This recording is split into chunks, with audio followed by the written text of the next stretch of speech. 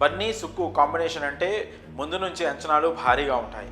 ఆర్యాతో మొదలైన వీరి జర్నీ పుష్ప 2 వరకు వచ్చింది. ఊహించని విధంగా పుష్ప పార్ట్ 1కి మంచి రెస్పాన్స్ దక్కింది. అప్పటి నుంచి కూడా పుష్ప 2 మీద డీసెంట్ హైప్ నెలకొన్న మాట వాస్తవం.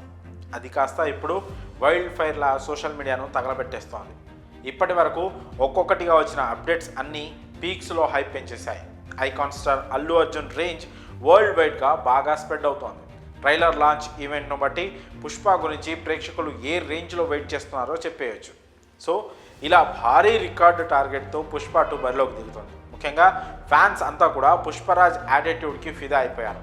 పార్ట్ 1లో ఉన్న ఆ స్వాగ్ గ్రేస్ ఒక్కొక్కరిని థియేటర్లలో విజిల్స్ వేయించింది. ఇక పార్ట్ 2లో సైతం అంతకు మించిన యాటిట్యూడ్ ఉంటుందని ట్రైలర్లో చూపించేశారు. బన్నీ పుష్పరాజ్ క్యారెక్టర్లో జీవించి ఆడియన్స్ను మెప్పించాడు. ఇక ఇప్పుడు మరోసారి పూనకాలు తెప్పించడానికి రెడీ అవుతున్నాడు.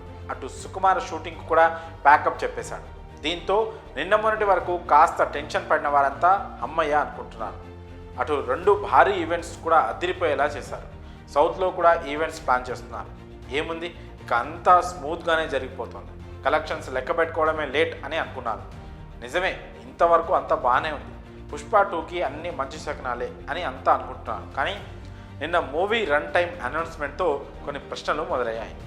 మూవీ రన్ టైం మొత్తం 3 గంటల 21 నిమిషాలు. దీంతో మూవీ లెంత్ ఎక్కువ అంటూ టాక్ వచ్చింది.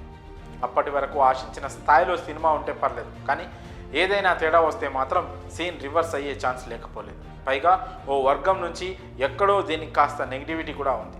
వీటన్నిటిని తట్టుకొని గ్రిప్పింగ్ స్క్రీన్స్తో కనుక హిట్ కొట్టేస్తే దీనికి తిరుగుండదు.